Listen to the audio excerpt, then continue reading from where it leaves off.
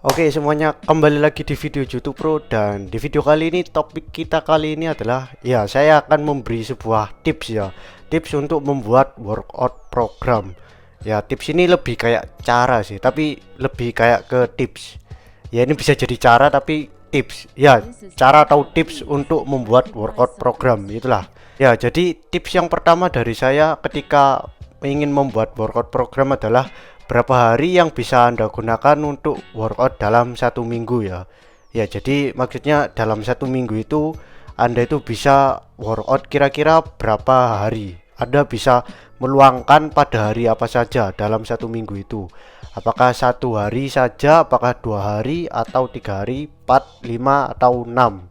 Karena ini sangat krusial juga, ya, karena ya mau sebagus apapun workout program Anda, kalau Anda nggak bisa melakukannya secara konsisten, ya kayak percuma aja gitu. Ya, jadi memang harus konsisten. Dan untuk memastikan Anda bisa konsisten, Anda harus menentukan terlebih dahulu dari Anda sendiri, kira-kira Anda itu bisanya hari apa saja dalam satu minggu. Walaupun satu hari atau 2 hari, ya itu nggak apa-apa, bener-bener nggak apa-apa. Jadi ya nggak perlu memaksakan lah. Jadi kayak misalnya Anda pakai workout program gitu 6 hari dalam satu minggu, tapi Anda cuma bisa 3 hari, ya yang tiganya ini kan kayak kebuang gitu, kayak percuma aja gitu kalau Anda nggak pernah melakukannya. Jadi ya mending sekalian aja kalau workout Anda itu memang didesain untuk 3 hari dalam satu minggu. Jadi ya itu yang pertama, tips yang pertama, tentukan sendiri berapa hari yang kira-kira Anda bisa lakukan lah, Anda bisa luangkan untuk workout dalam satu minggu. Kemudian tips yang kedua adalah setelah Anda menentukan dasarnya tadi, yaitu menentukan hari yang bisa Anda gunakan untuk workout secara Anda itu nggak memaksa, yang benar-benar sesuai dengan jadwal keseharian Anda. Setelah Anda sudah menentukan itu, Anda baru menentukan workout splitnya, ya. Jadi workout splitnya itu ditentukan berdasarkan hari yang Anda sudah tentukan tadi. Mau itu 1 hari, 2 hari, 3 hari, 4, 5, 6, yaitu terserah Anda, sesuaikan saja dengan jadwal Anda. Kemudian baru setelah menentukannya, Anda baru tentukan workout splitnya. Dan ketika memasuki workout splitnya ini, ya ini mungkin kalau detailnya saya harus membuat video lagi, ya, karena nggak, kayaknya kepanjangan kalau saya bahas di sini satu persatu. Ya pokoknya workout split itu ada cukup banyak, ya. Pertama ada full body split, kemudian ada upper lower split, kemudian ada push pull leg split, kemudian ada body part split, kemudian ada Arnold split, kemudian ada ini custom split, ya. Intinya Anda custom sendiri gerakannya, maksudnya split Anda, otot apa yang Anda gunakan, yang Anda latih pada hari tersebut. Kemudian bisa Anda gabung juga atau hybrid split, ya pokoknya ada 7, ya, yang saya sebutkan. Jadi ya ini tentukannya berdasarkan hari yang sudah Anda tentukan tadi, karena ini berpengaruh. Kalau misalnya Anda cuma bisa 3 hari dalam seminggu, ya saya sarankan itu full body split atau full body upper lower, atau bisa saja push pull leg, tapi nggak saya sarankan, saya mendingan full body 3 hari. Kemudian kalau 4, ya Anda bisa pilih sendiri atau bisa mix and match, ya Anda bisa pilih-pilih sendirilah splitnya. Dan berikutnya 4, 5, 6 juga seperti itu. Pokoknya ketika Anda menentukan workout split, pastikan Anda itu memperhatikan frekuensinya juga untuk hasil yang lebih maksimal gitu.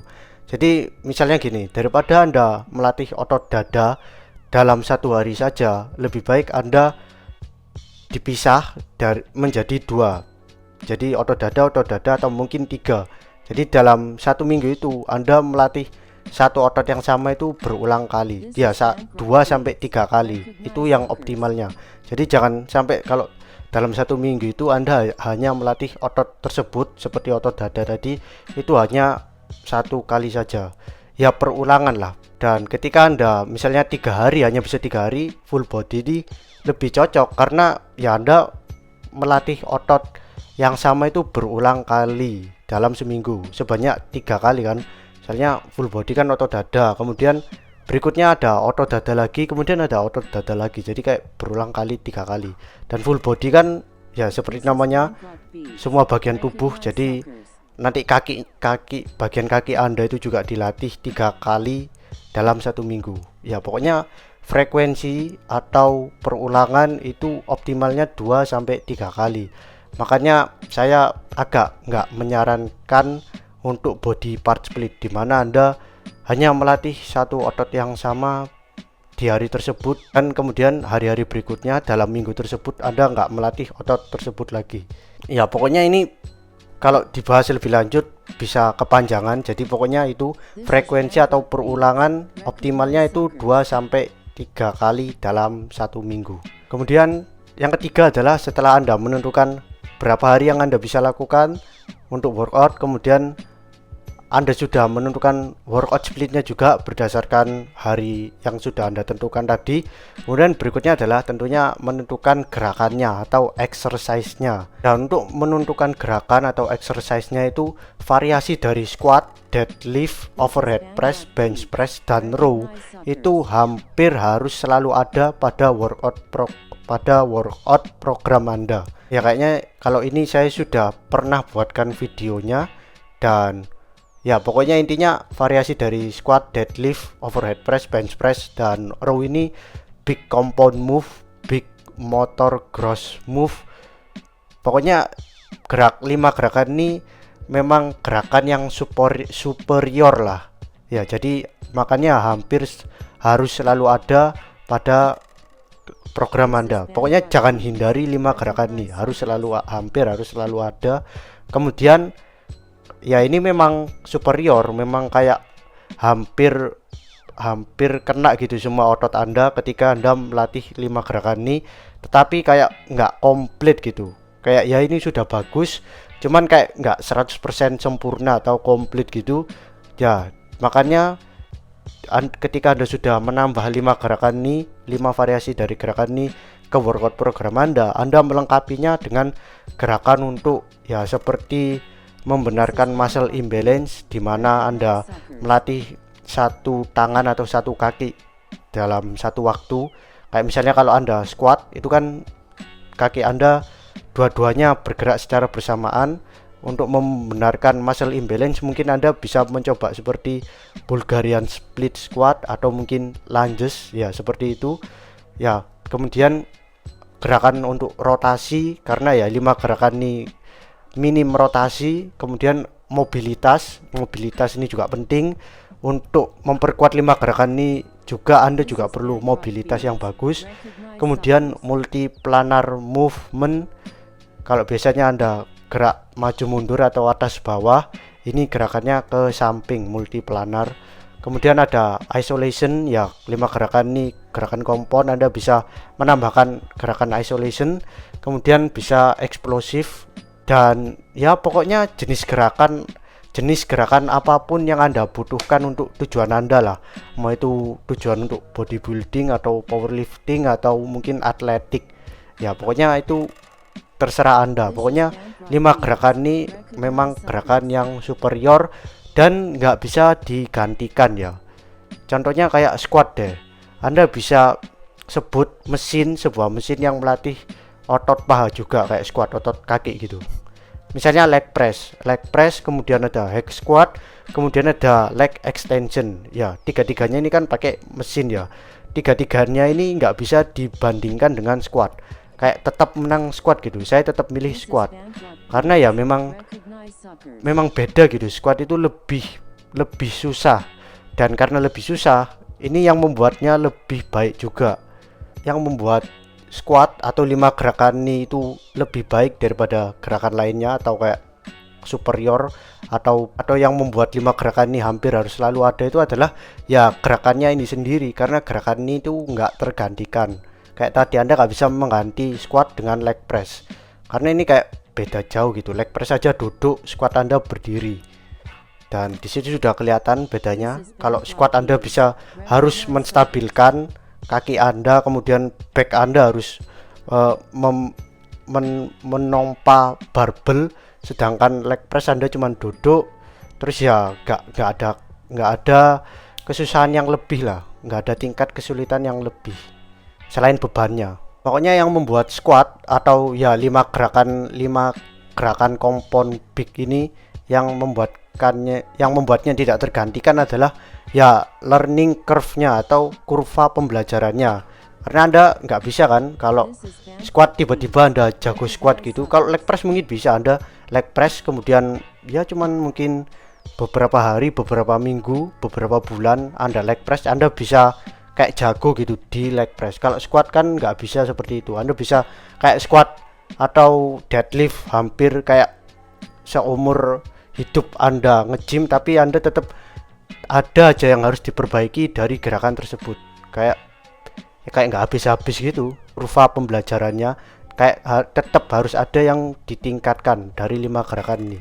Dan alasan lain kenapa 5 gerakan ini kayak superior gitu, makanya hampir harus selalu ada pada program Anda adalah ketika Anda misalnya nggak baik dalam squat atau deadlift atau kayak nggak jago gitu atau kayak ya Anda sakit kayak bermasalah gitu dalam 5 gerakan ini, maka itu bukan berarti Anda harus menghindari 5 gerakan ini. Ketika Anda bermasalah dengan gerakan tersebut, dengan 5 gerakan ini, ketika Anda bermasalah dengan 5 gerakan ini, itu maksudnya adalah ya Anda itu harus membenarkan apapun PR Anda agar Anda bisa baik dalam 5 gerakan ini. Kayak contohnya mobilitas. Mungkin ketika Anda squat, low back Anda sakit atau mobilitas Anda terganggu.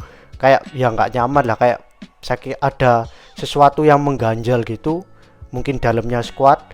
Nah, itu kayak menandakan sesuatu gitu ya, itu mungkin tandanya mobilitas Anda buruk, makanya mobilitas Anda perlu diperbaiki agar squat Anda itu bisa jadi lebih baik dan nggak bermasalah. Jadi ya ketika Anda buruk dalam 5 gerakan ini bukan berarti Anda harus menghindarinya, tapi kayak Anda harus mencari akar permasalahannya lah dan diselesaikan, dan ya kembali ke gerakan ini untuk membenarkan. Jadi jangan dihindari, dan satu-satunya yang bisa mengganti squat adalah ya squat atau variasi dari squat. Kayak mungkin barbell back squat mungkin bisa Anda kayak ganti atau ubah menjadi front squat.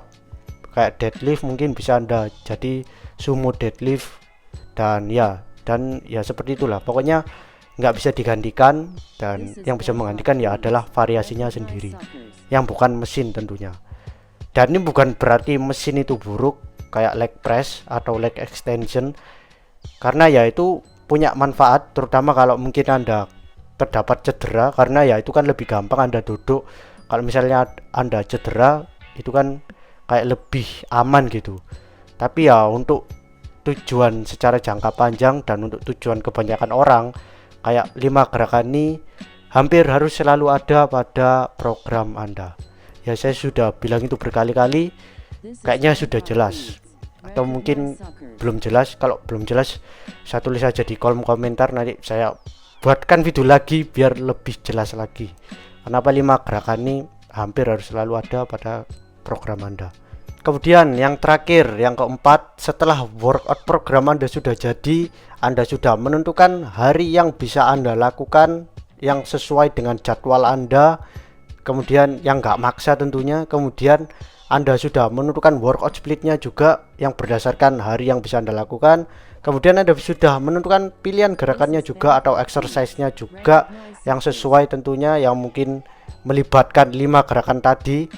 Ya harusnya Anda melibatkan 5 gerakan tadi ya, 5 compound move tadi, dan Anda tambahkan gerakan lain untuk melengkapinya seperti mobilitas, rotasi, multiplanar, isolation, dan lain-lain. Setelah Anda sudah melakukan itu semua, ini tips dari saya sih, kayak yang barusan saya coba gitu, yaitu adalah setelah workout program Anda sudah jadi, Anda bisa coba atau tes terlebih dahulu program Anda ya. Ya maksudnya dari tes itu Anda jangan kayak langsung nge-push program Anda gitu. Jangan kayak langsung men-track, kan biasanya di track ya bebannya, kemudian repnya, kemudian setnya. Ya ini untuk mungkin minggu pertama Anda nggak perlu melakukan itu. Anda bisa tes dulu dengan beban yang kayak cukup ringan, kemudian ya kayak lebih santai lah, kayak deload week. Pokoknya nggak serius. Ya nggak maksudnya nggak bener-bener nggak serius. Maksudnya jangan terlalu dipush lah dalam 1 minggu pertama. Kayak trial atau masa percobaan. ya masa percobaan untuk workout program Anda. Tujuannya apa? Tujuannya untuk ngetes ini adalah ya Anda ngetes workout program yang Anda sudah buat sendiri. Apakah harinya itu mulai dari hari tadi, apakah harinya itu Anda bisa konsisten yang sudah Anda tentukan tadi, Anda bisa konsisten, apakah workout splitnya Anda sudah cocok. Kemudian yang paling penting apakah gerakannya itu sudah gimana ya, sudah bekerja untuk Anda, bukan bekerja sih, kayak apakah Anda ini nggak bermasalah dengan gerakannya. Kalau misalnya bermasalah, mungkin Anda perlu memperbaiki masalah tersebut terlebih dahulu, kayak mobilitas atau mungkin muscle imbalance mungkin. Kemudian alasan lainnya kenapa Anda harus mengetes program Anda terlebih dahulu adalah untuk pilihan gerakannya itu apakah Anda itu sudah kena tensionnya atau otot yang dilatih. Kayak misalnya cable fly ya. Misalnya cable fly, apakah Anda itu sudah bisa merasakan dari cable fly ini?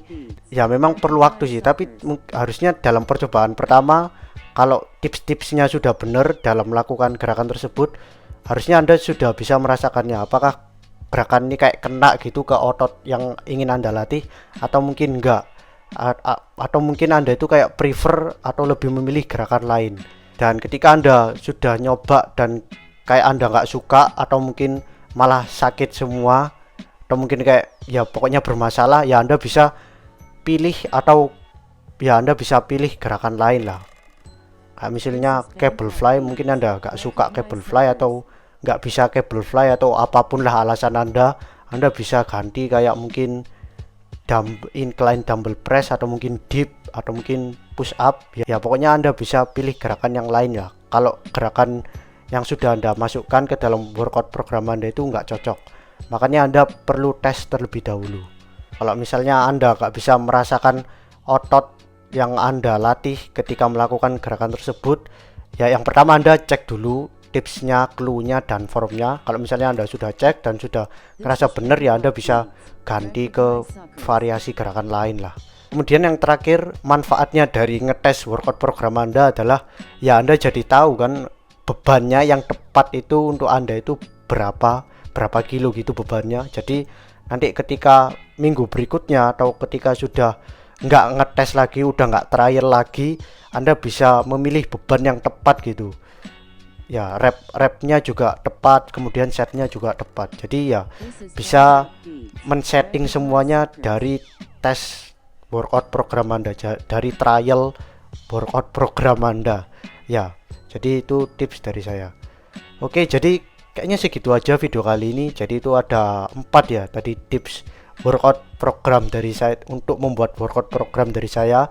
Yang pertama terdapat hari, tentukan dulu berapa hari, kemudian workout split berdasarkan hari, kemudian menentukan gerakan yang hampir harus selalu ada 5 gerakan yang saya sebutkan tadi. Kemudian yang terakhir adalah ngetes workout program Anda selama 1 minggu kayak trial gitu.